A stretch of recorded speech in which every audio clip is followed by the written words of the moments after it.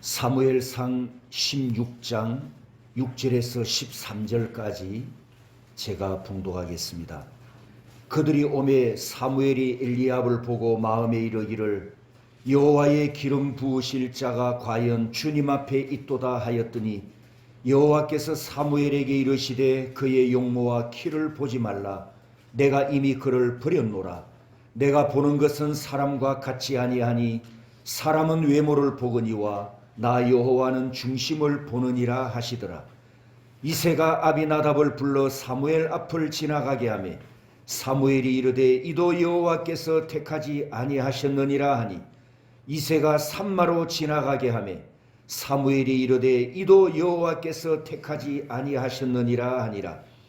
이새가 그의 아들 7을 다 사무엘 앞으로 지나가게 하나 사무엘이 이새에게 이르되 여호와께서 이들을 택하지 아니하셨느니라 하고 또 사무엘이 이새에게 이르되 내 아들들이 다 여기 있느냐. 이새가 이르되 아직 막내가 남았는데 그는 양을 지키나이다. 사무엘이 이새에게 이르되 사람을 보내어 그를 데려오라. 그가 여기 오기까지는 우리가 식사 자리에 앉지 아니하겠노라. 이에 사람을 보내어 그를 데려오매 그의 빛이 붉고 눈이 빼어나고 얼굴이 아름답더라. 여호와께서 이르시되 이가 그니 일어나 기름을 부으라 하시는지라. 사무엘이 기름 뿔병을 가져다가 그의 형제 중에서 그에게 부었더니 이날 이후로 다윗이 여호와의 영에게 크게 감동되니라. 사무엘이 떠나서 라마로 가니라. 아멘. 서로 축복하겠습니다. 오늘도 하나님께서 우리를 바라보고 계십니다. 하나님께서 당신을 보고 계십니다.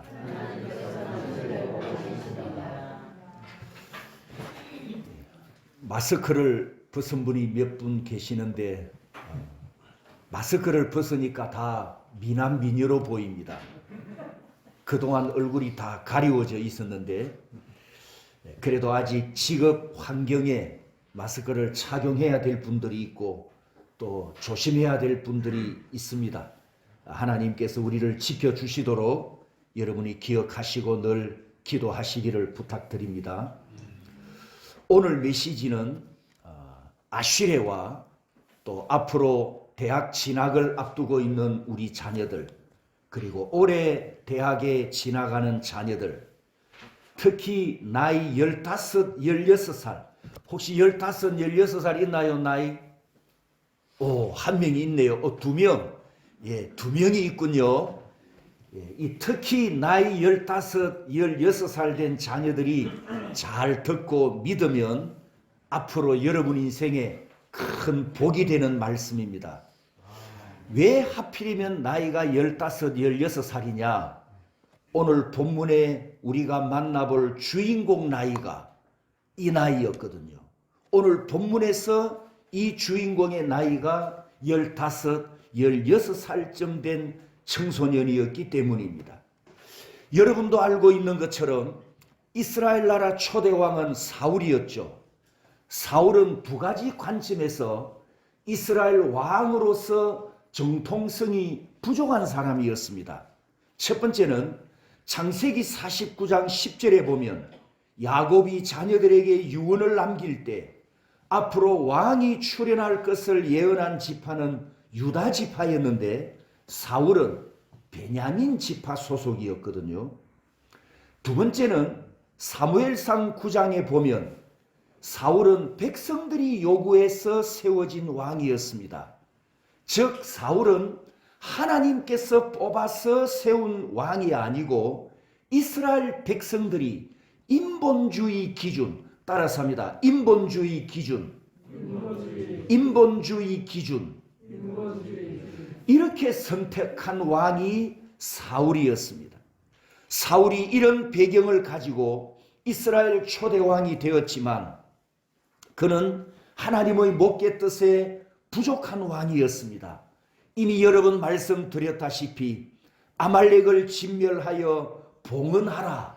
헤렘 전쟁 기억나시죠? 다 진멸해서 하나님께 봉헌해야 되는 그 전쟁을 명령받았을 때 이 사울은 하나님께 불순종함으로 하나님의 요구에 부응하지 못했습니다. 이런 사울을 오늘 본문을 다 안 읽었습니다만 1절에 보면 하나님께서 이렇게 작정하십니다. 사무엘아, 내가 이미 사울을 버려 이스라엘 왕이 되지 못하게 하였다. 사울 왕을 버리기로 작정하신 하나님께서 다음에 세울 왕을 찾기 시작하셨는데 이스라엘 중에 딱 한 명이 하나님 눈에 띄었습니다. 1절에 보면 이는 내가 그의 아들 중에서 한 왕을 보았느니라.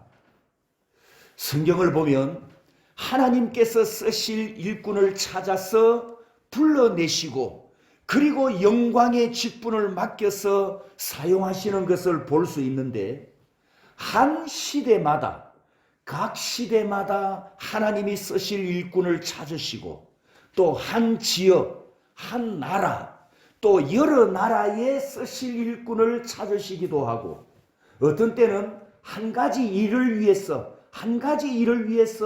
한 사람을 부르시고 한 가지 사건을 위해서 한 사람을 불러서 하나님께서 일꾼을 사용하시는 것을 우리가 성경을 통해서 보게 됩니다.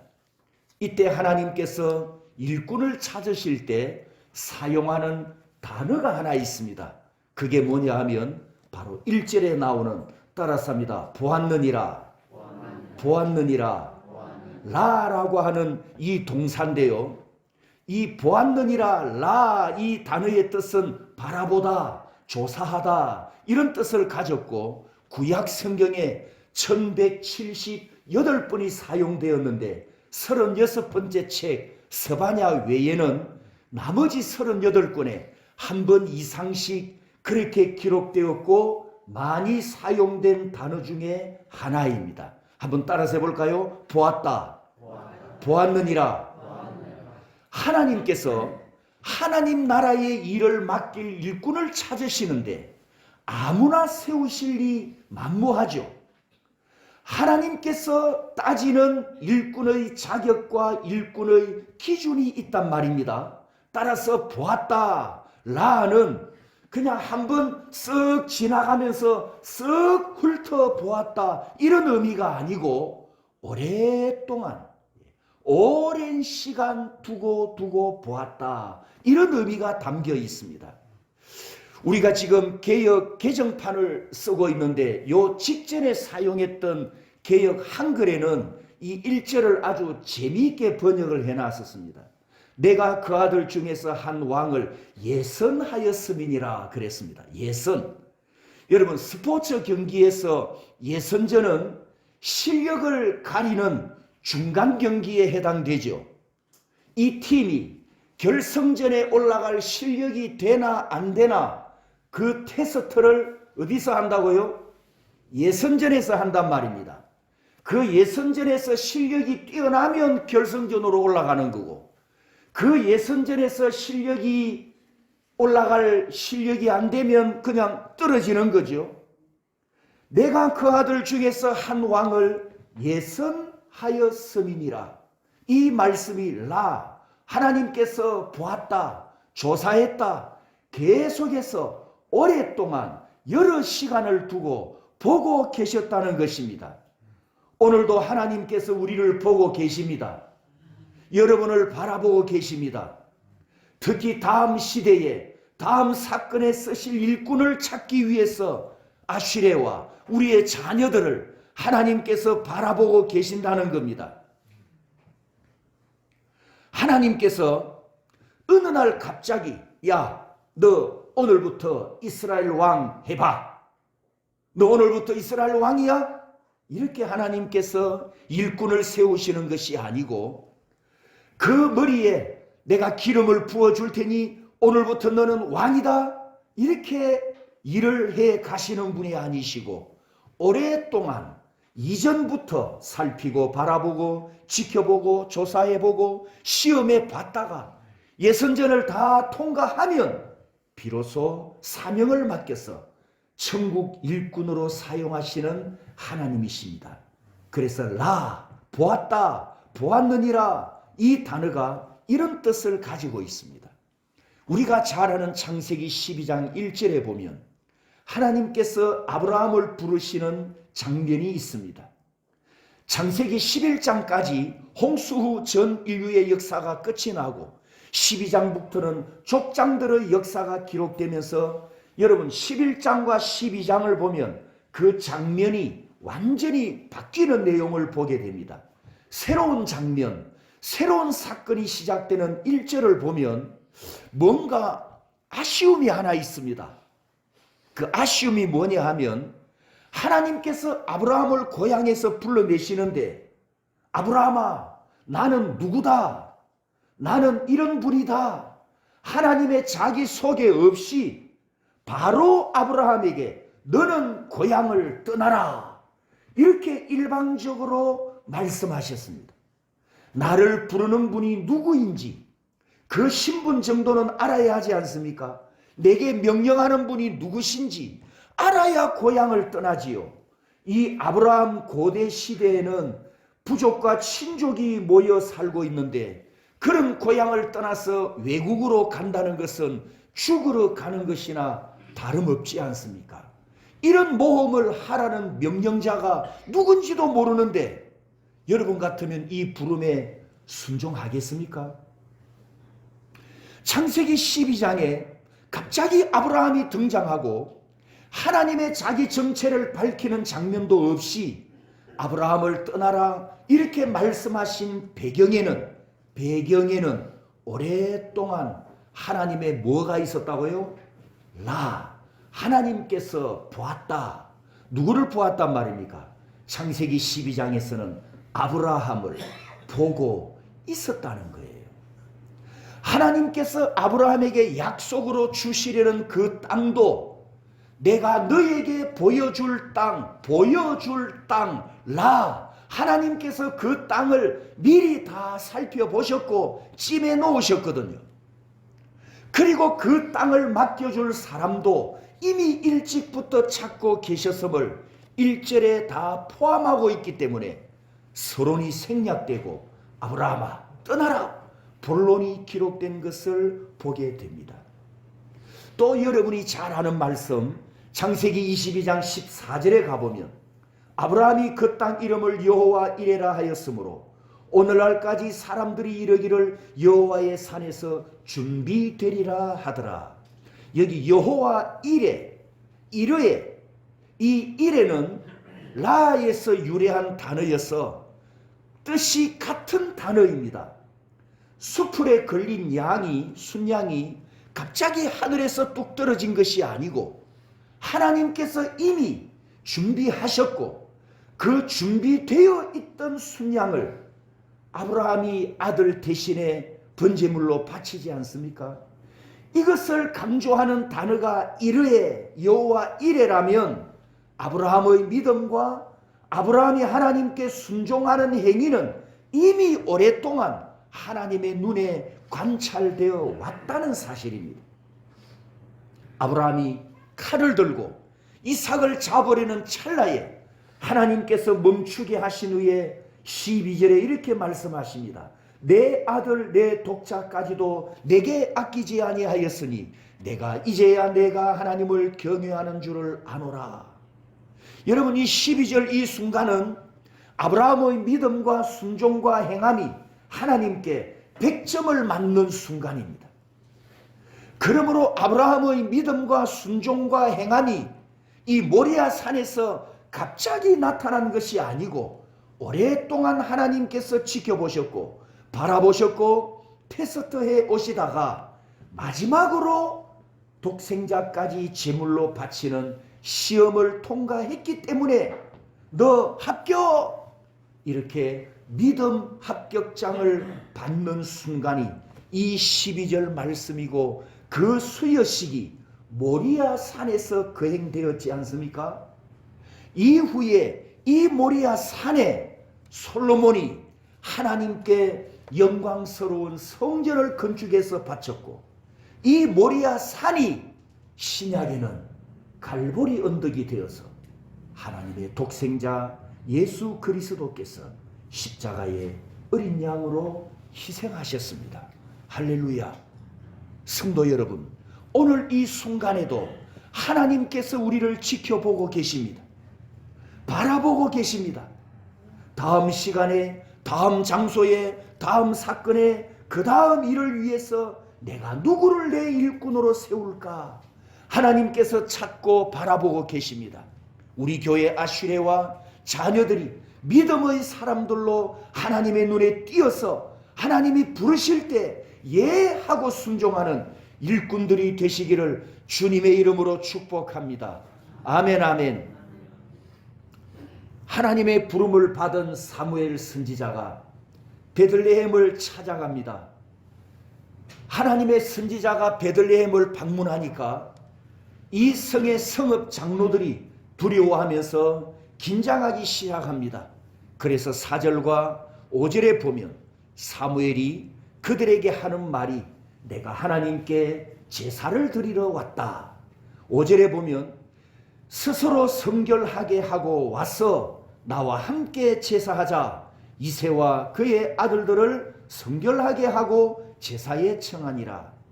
사무엘이 하나님께 제사를 드리기 위해 베들레헴을 방문했는데 제사에 요청된 가족은 이새와 그 자녀들 뿐이었고, 두 번째, 제사에 참여하는 자는 반드시 정결 예식으로 자신을 먼저 성결하게 하고 제사에 참여하라. 이렇게 말씀합니다.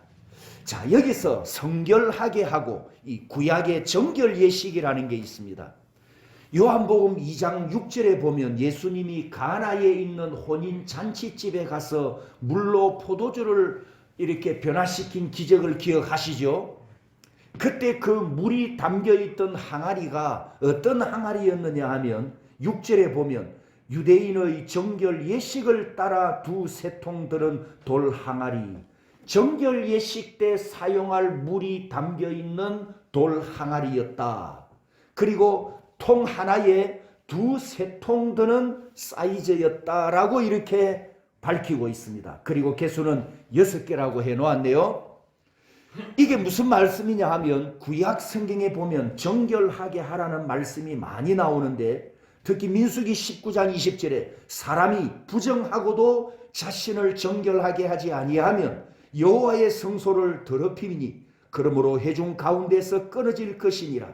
그는 정결하게 하는 물로 뿌림을 받지 아니하였은즉 부정하니라. 여기서 이제 궁금한 게 도대체 이 정결 예식에 사용하는 물이 담긴 이 항아리는 도대체 어떻게 생겼고 얼마나 크고 어떤 것일까 궁금해서 제가 8년 전에 이스라엘 갔지 않습니까? 자, 사진을 보시면 이 건물이 이 가나에 있는 이 예수님께서 물로 포도주를 변화시킨 것을 기념하는 교회입니다.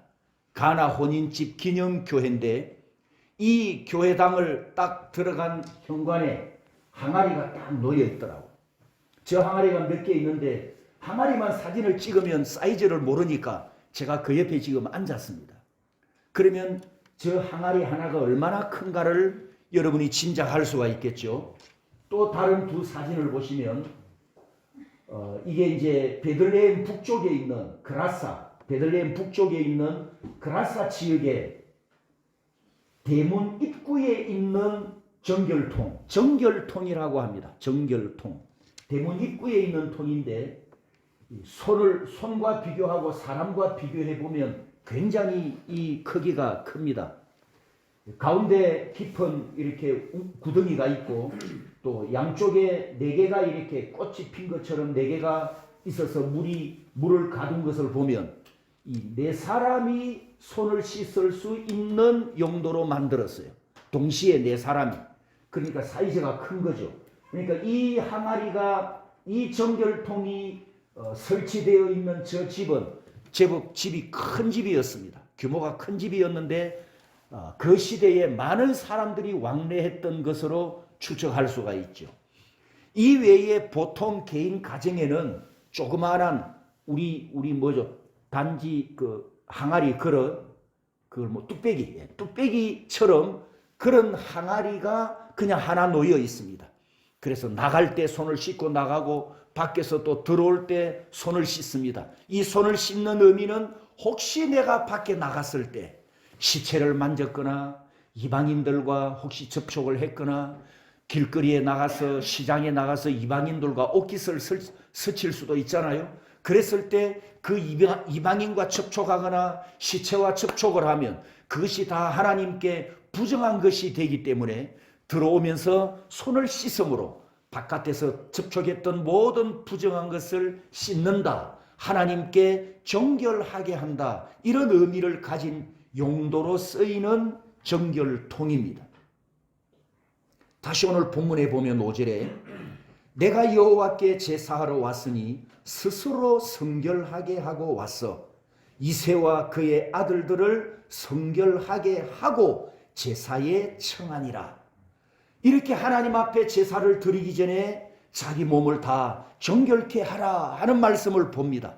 그리고 사무엘 선지자가 이새의 아들들 한 명씩 면접하는데 장자 엘리압을 봅니다. 와, 용모가 출중하고 키가 커서 왕이 될 조건을 다 갖춘 것처럼 사무엘 눈에 띄었습니다.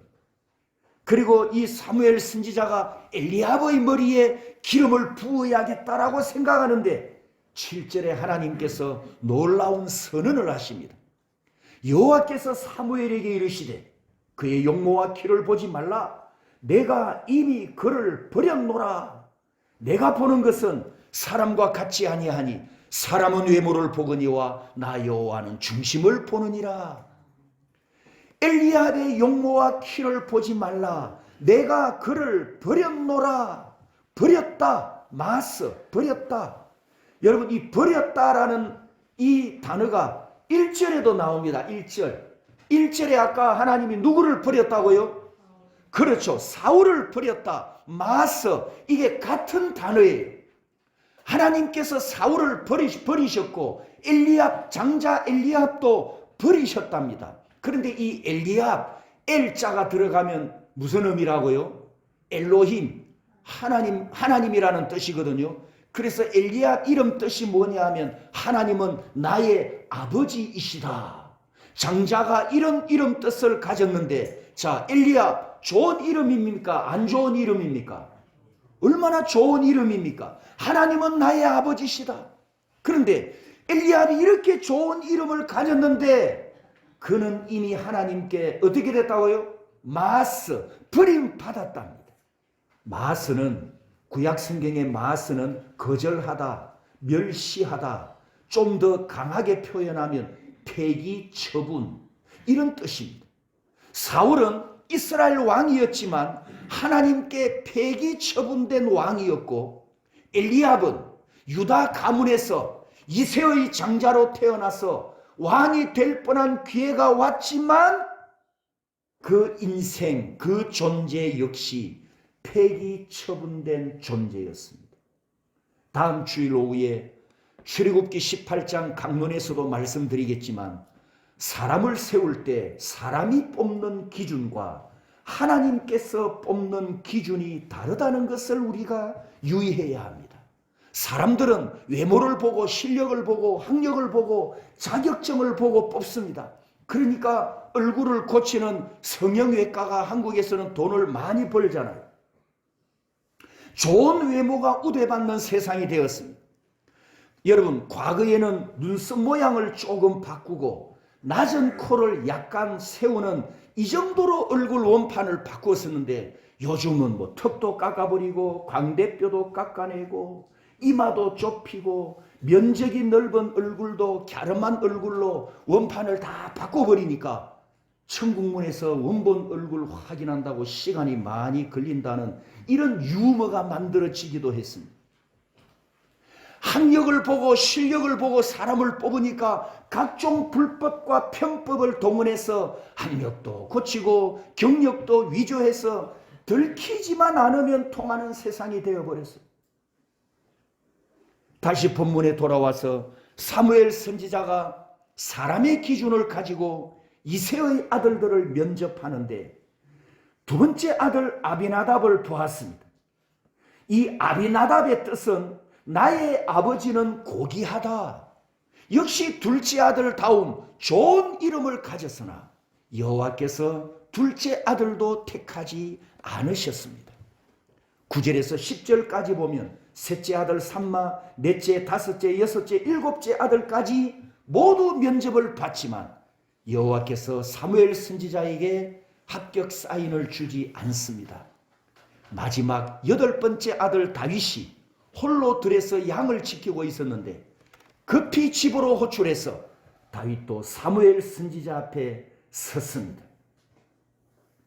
이때 하나님께서 다윗을 선택하시는데 12절에 보면 이에 사람을 보내어 그를 데려오매 그의 빛이 붉고 눈이 빼어나고 얼굴이 아름답더라. 여호와께서 이르시되 따라섭니다. 이가 그니 일어나 기름을 부으라. 8명의 아들 중에 하나님께서 막내 다윗을 선택하셨습니다. 이때 하나님께서 다윗을 선택하신 기준, 하나님의 일꾼을 찾는 하나님의 기준이 뭐냐라는 겁니다. 아까 이미 7절에서 우리가 그 답을 볼 수 있었습니다. 따라서 봅니다. 사람은 외모를 보거니와 여호와는 중심을 보느니라. 여호와의 기준이 뭐라고요? 중심. 사람은 껍데기를 보고 판단하지만 여호와 하나님은 우리의 중심, 내 중심을 보신다라고 말씀하셨습니다. 다윗이 이스라엘 왕으로 하나님께 뽑혔다는 것은 그의 중심이 하나님 보시기에 합격했다는 뜻입니다. 이때 다윗 나이가 몇 살이라고요? 15살, 16살밖에 안 되는 청소년입니다. 큰 형 엘리압과 감히 비교도 할 수 없는 볼품없는 존재입니다. 그런데 하나님의 기준은 외모가 아니었다는 사실, 인간들이 갖고 있는 기준이 하나님께는 통하지 않음을 우리가 이 장면에서 보게 됩니다. 성도 여러분, 우리가 가장 존귀하게 여기고 저와 여러분이 최고로 많이 사랑하는 우리 예수님은 어떤 외모를 가지셨을까요?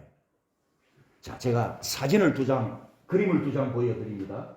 왼쪽에 저런 이미지가 있고 오른쪽에 이런 이미지가 있는데, 만약에 어떤 사람이 예수님 얼굴을 이렇게 그렸다면 여러분 어떤 느낌이 오십니까? 어떤 느낌이 오십니까? 예? 날카롭다, 무섭다. 무섭다. 또 성질이 급하고. 예, 또 예, 제가 원하는 답은 이겁니다. 좀 기분이 나쁘네요. 우리 예수님 얼굴이 저렇게 못생겼나? 감히 저런 얼굴을 만들어 놓다니, 예수님 얼굴을. 기분이 좀 나빠요, 저는. 그런데 이게 실제로 어떤 교수가 성경에 있는 예수님을 다 연구해가지고 자기 나름대로 성경에 맞춘 얼굴이었답니다. 한마디로 말하면 못생긴 얼굴입니다. 자, 왼쪽 사진을 보십시오. 왼쪽 그림을. 우리는 저런 예수님의 이미지에 익숙해 있습니다. 키가 날씬하게 크고 금발머리가 치렁치렁 내려와 있고 코가 오똑하고 또 턱수염도 적당하게 섹시하게 있고 눈은 파란 눈이고 하얀 피부에 키가 완전히 그냥 저보다 더 크죠. 영화에도 나오는 예수를 보면. 그러면 저게 진본일까요? 이게 진본일까요? 저게 좀 둘 다 아닙니다. 죄송하지만 2개 다 가짜 예수입니다. 저 예수는 왜 저렇게 그려졌냐?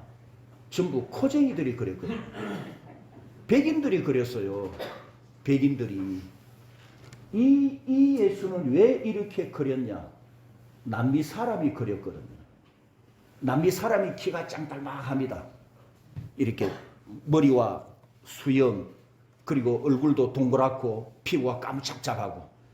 아무튼 이 그림을 그린 교수는 최대한 성경에 맞추어서 그린 그림이라고 한 것을 볼 때 저것보다는 이것이 진짜 예수님 모습에 가깝습니다. 사실 성경에 보면 우리 예수님의 용모가 어떨까? 외모가 어떤 모습일까? 성경에 구체적인 내용이 없지만 우리가 추측해 볼 수 있는 성경이 딱 한 곳이 있습니다. 그게 바로 이사야 53장 2절 말씀입니다. 우리 한번 같이 읽어보겠습니다. 예수님이 어떤 모습인가를 한번 상상해 보십시오. 시작.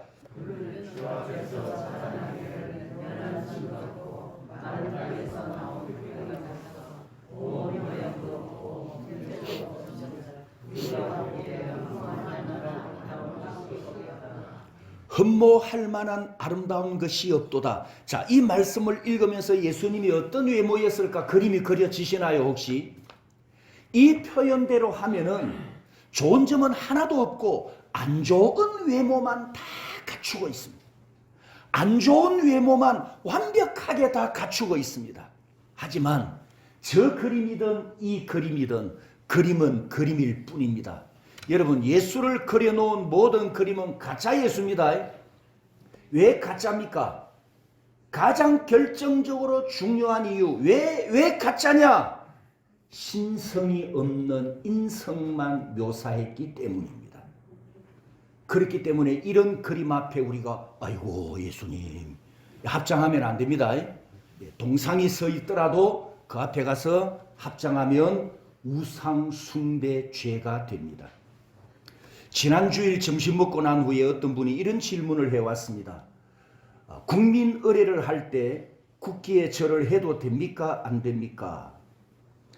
대한민국에서 국민 의례를 할 때 정복을 입고 모자를 쓴 사람은 이렇게 경례를 하고 사복을 입은 사람은 가슴에 이렇게 손을 갖다 올리면서 국민 의례를 합니다. 자, 될까요? 안 될까요? 성경적인 대답은 우리 그리스도인은 인격을 가진 인간에게만 절을 합니다.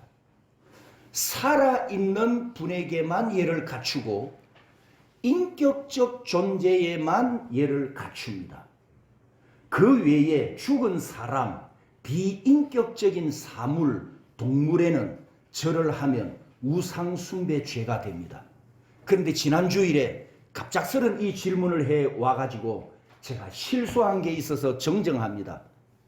국기 경례, 모자를 쓰고 손을 올려서 경례를 하든 가슴에 손을 올리든 이것이 다 예를 갖추는 절, 경례이기 때문에 비인격적인 대상 앞에 경례를 하는 것은, 절을 하는 것은 우리가 할 수 없습니다. 따라서 가슴에 손을 올리는 것도 예를 갖추는 의미이기 때문에 우리 그리스도인은 하면 안 된다는 것. 그것이 제1계명 나 외에 다른 신을 섬기지 말아라. 1계명을 범하는 죄가 된다는 것을 여러분에게 말씀을 드립니다. 자, 다시 본문으로 돌아와서 여러분, 아무리 못생긴 얼굴을 가진 사람이라도 그 사람에게 남들이 부러워할 만큼 아주 뛰어나고 좋은 장점이 있다 없다? 있잖아요. 사람들이 저를 보면 저를 보고 멋있다고 그럽니다. 미남이라 그러고 얼굴이 준수하다 그러고. 그래서 저는 잘생긴 줄 아는데, 그러면 저는 키가 크고 얼굴이 잘생겼으면 모든 좋은 것만 다 갖고 있습니까? 저는 아니다 말이죠. 여러분이 모르는 제 약점이 있어요.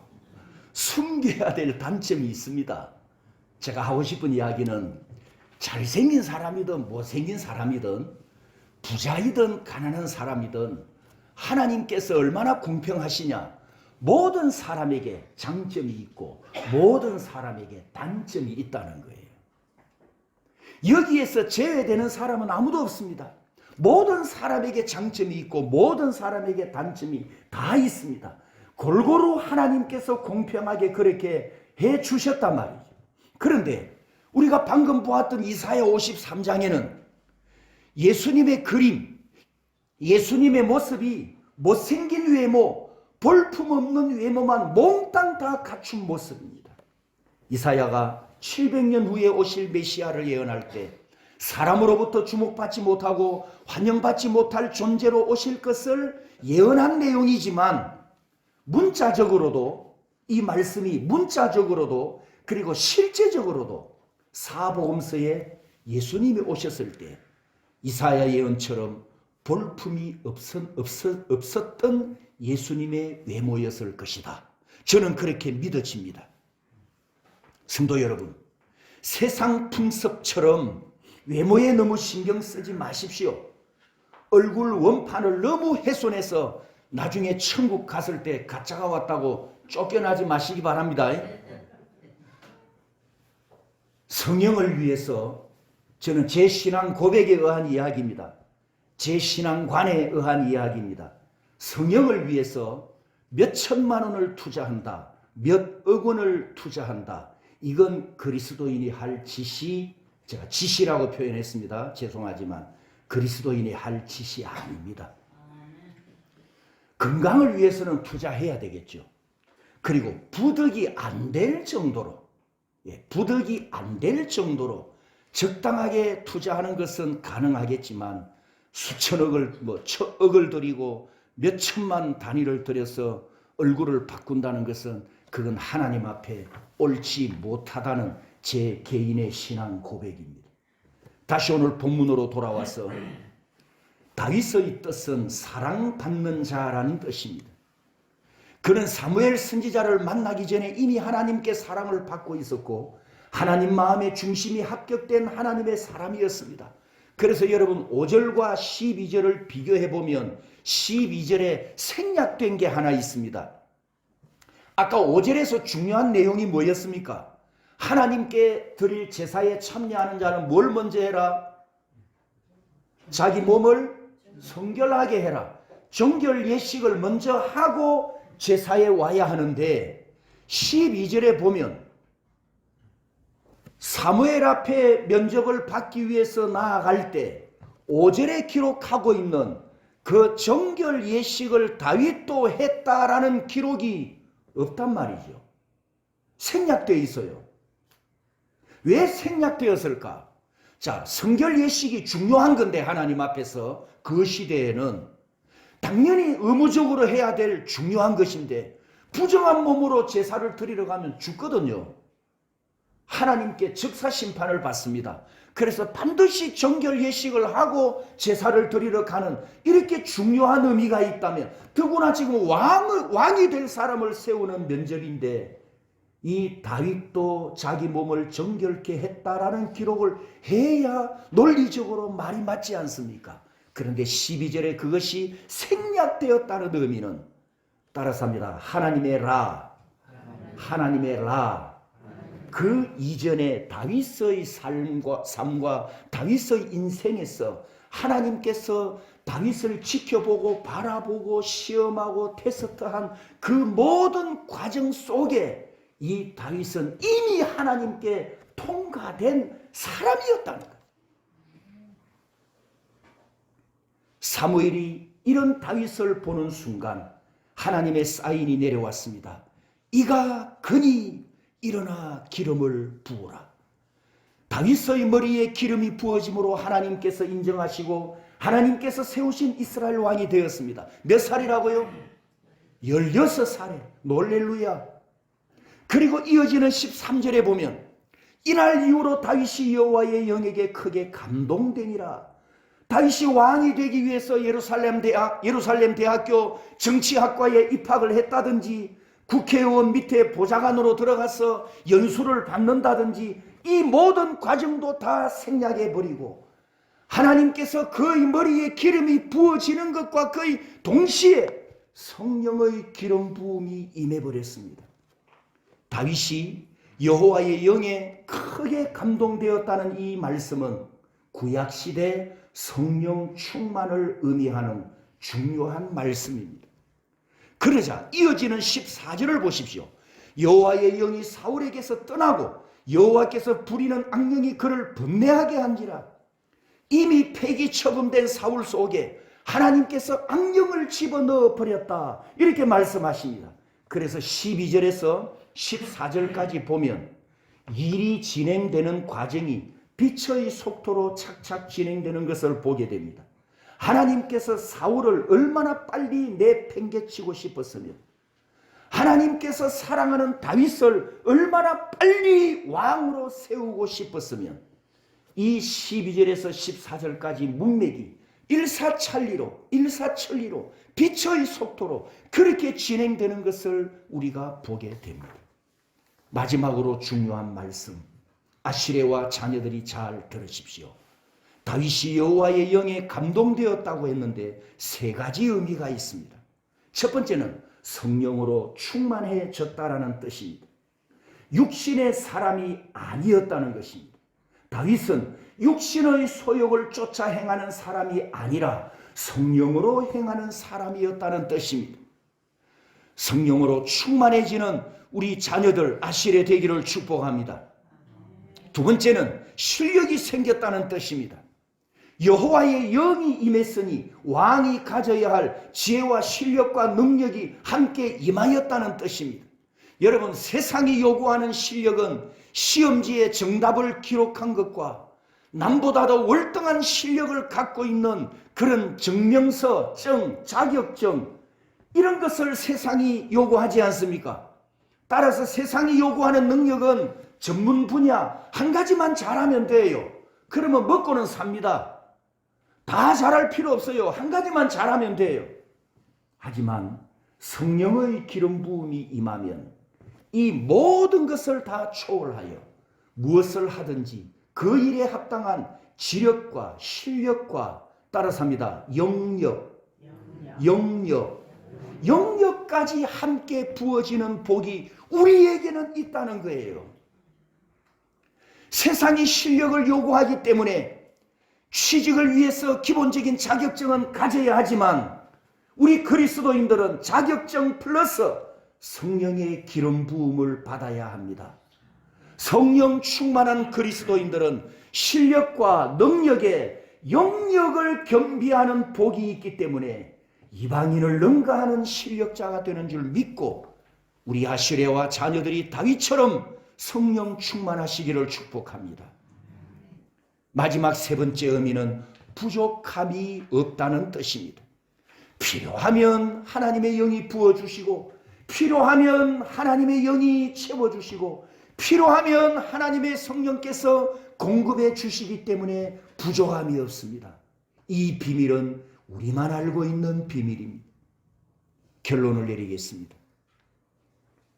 성도 여러분, 우리는 다시 성령의 임재를 간구하거나 새로운 성령의 임재를 간구하지 않습니다. 왜냐? 사도행전 2장 이후로 신약 교회에 성령은 이미 임재하셨고 예수 그리스도를 믿는 내 안에, 예수 그리스도를 믿는 여러분 안에 이미 성령 하나님께서 임재하셨기 때문입니다. 다만 내 육신의 소욕이 충만하면 성령은 내 안에서 침묵하십니다. 내 육신의 소욕을 죽이고 성령 하나님과 거룩한 교통을 하면 그분이 내 안에서 충만하게 역사하십니다.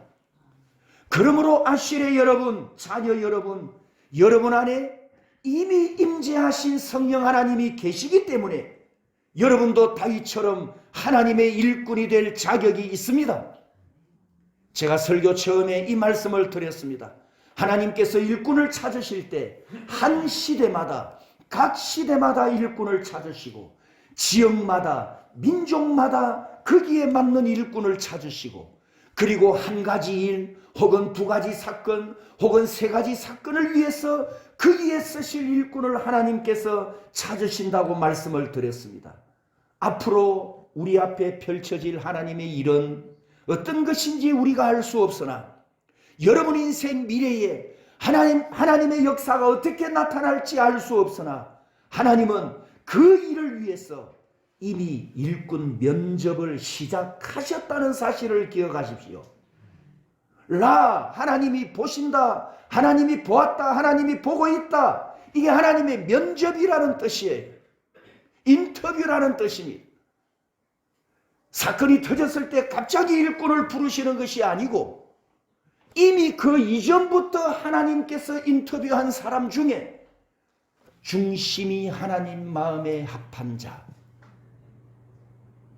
앞으로 10년 후에 20년 후에 30년 후에 천국 사업을 위해서 대한민국 현재 인구 5,126만 명을 인터뷰하고 계시는데 마음 중심을 보시는 하나님의 기준에 통과하는 사람이 10년 후에 20년 후에 뽑히게 되겠죠. 지금 여러분의 인생에 아슈레와 자녀들은 지금 여러분의 인생이 하나님께 인터뷰 중이라는 것을 기억하십시오. 하나님께서 여러분을 보고 계십니다. 시험하고 계십니다. 테스트하고 계십니다. 예선전 치르고 있어요. 이 과정을 지금 이 순간 지금부터 믿음의 사람이 되고 현재부터 성령 충만하고 이 순간부터 육신의 소욕을 죽이고 성령으로 행하여야 여러분이 예선전을 통과하고 마지막 결성 무대에 역사의 무대에 올라서는 하나님의 일꾼 그 역사의 주인공이 될 수 있습니다. 마음과 중심을 보시는 하나님께 뽑혀서 한 시대에 존귀하게 쓰임받는 우리 모든 성도들 특히 아슈레와 우리 자녀들이 되시기를 주님의 이름으로 축복합니다.